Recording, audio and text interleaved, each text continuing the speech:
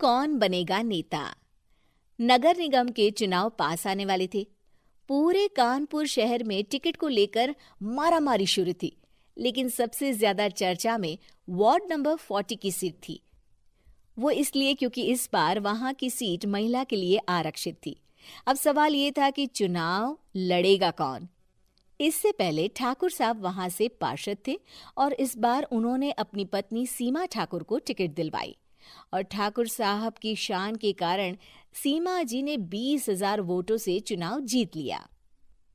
अरे बधाई हो सीमा भाभी, अब तो आप वार्ड की पार्षद बन गई हैं। अब तो हमारे काम आप ही करवाएंगी। अरे ये तो सिर्फ नाम की पार्षद बनी है, वो तो महिला सीट आ गई, वरना पार्षद तो मुझे ही बनना था। अब भले ही चेहरा इसका होगा, लेकिन पावर तो मेरी ही होगी। अरे वाह भाई साहब, क्या दिमाग लगाया है आपने भी। आइए आप लोग, खाना लगा दिया है सबके लिए। सीमा जी पार्षद बन चुकी थीं, फिर भी उनकी एक ना चलती।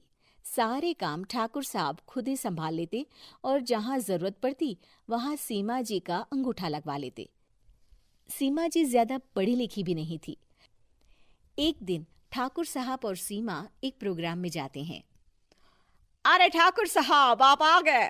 ओहो, पार्षद मैडम भी आ गई हैं। स्वागत है आप दोनों का। लगता है हमारे पार्षद फंड का सही इस्तेमाल हो रहा है। चलिए अब उद्घाटन करते हैं। ये लीजिए ठाकुर साहब कैची, आप ही सबसे पहले प्रवेश कीजिए। सब लोग आगे निकल जाते हैं और सीमा जी पार्षद होने के बावजूद भी पीछे खड़ी रह जाती हैं। वो देखती हैं कि वेलकम बोर्ड पर उनका नाम है, लेकिन महिला होने के कारण कोई उनका सम्मान नहीं कर रहा। अगले दिन एक आदमी उनके घर आता है। अरे ठाकुर साहब नमस्कार। कल ना हम नोटिस किए कि हमारा घर तो अवैध है और नगर निगम वाले उसे तोड़ने आ रहे हैं। अरे कुछ कीजिए ना ठाकुर साहब। देखो भाई, मैं तो ज्यादा कुछ कर नहीं सकता, पर अगर तुम सबकी जेब गर्म कर दो तो कुछ हो सकता है। कुल मिलाकर 4 लाख लगेंगे। अरे 4 लाख ठाकुर साहब? अरे भाई, मैं अपने लिए नहीं मांग रहा हूँ। दरोगा है, इंजीनियर बाबू है, बड़े साहब है, सबको देना पड़ता है ना थोड़ा थोड़ा। बोलो है मंजूर?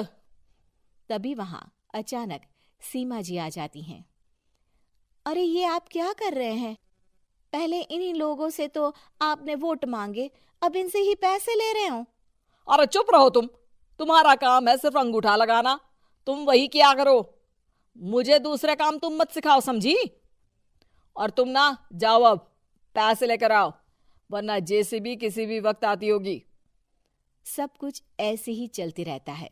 एक दिन सीमा जी और ठाकुर साहब को एक लोकल मीटिंग में बुलाया जाता है। वहां पर कई और अधिकारी लोग भी मौजूद रहते हैं। अब मैं चाहूंगा कि ठाकुर साहब हमारे बीच 2 शब्द कहें। मेरे प्यारे भाइयों और बहनों, आज मेरा सौभाग्य है कि मैं आप सबकी सेवा दिन रात कर पा रहा हूं। आपने मेरी पत्नी को भारी मतों से जिताया है, इसलिए मैं आप सभी का शुक्रगुजार हूं। मैं आप सबसे वादा करता हूं कि हमेशा की तरह हमारे वार्ड में किसी को कोई तकलीफ नहीं आने दूंगा। सभी लोग तालियां बजाने लगते हैं। अब मैं माननीय पार्षद मैडम को स्टेज पे बुलाना चाहूंगा। अपने नाम को बुलाया सुनकर सीमा जी एकदम चौंक जाती है। उन्हें बिल्कुल उम्मीद नहीं थी कि इतनी बड़ी जगह उन्हें मंच पर बुलाया जाएगा। जैसे तैसे वो मंच पर चढ़ती हैं।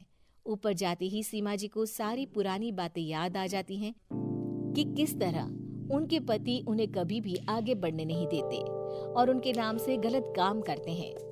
वो बोलने लगती हैं, मैं आपके वार्ड की पार्षद सीमा हूँ। आप में से बहुत कम लोग ही मुझे जानते होंगे, क्योंकि इससे पहले मुझे कभी ऐसा मौका ही नहीं मिला। सारे मौके मेरे पार्षद पति यानी आपके ठाकुर साहब ही लेते रहे, लेकिन आज ये मौका मुझे मिला है तो मैं इसे ऐसे ही नहीं जाने दूंगी। मैं आपको ये बताना चाहती हूँ कि आपके ठाकुर साहब मेरे नाम की आड़ में गैर कानूनी काम करते हैं, जिस पर अंगूठों के निशान मेरे होते थे। इसीलिए मैं अपनी गलती मानती हूँ और आज अपने पद से इस्तीफा देती हूँ, ताकि आगे से कोई गलत काम ना हो पाए। अब फैसला आप सबके हाथ में है कि आप हमें क्या सजा देना चाहते हैं। सीमा जी की बातें सुनकर ठाकुर साहब के चेहरे का रंग उड़ जाता है और वो शर्म से मुंह नीचा करके वहां से चले जाते हैं और पद से इस्तीफा देकर ही सही सीमा जी अपने आप में आत्मविश्वास महसूस करती हैं।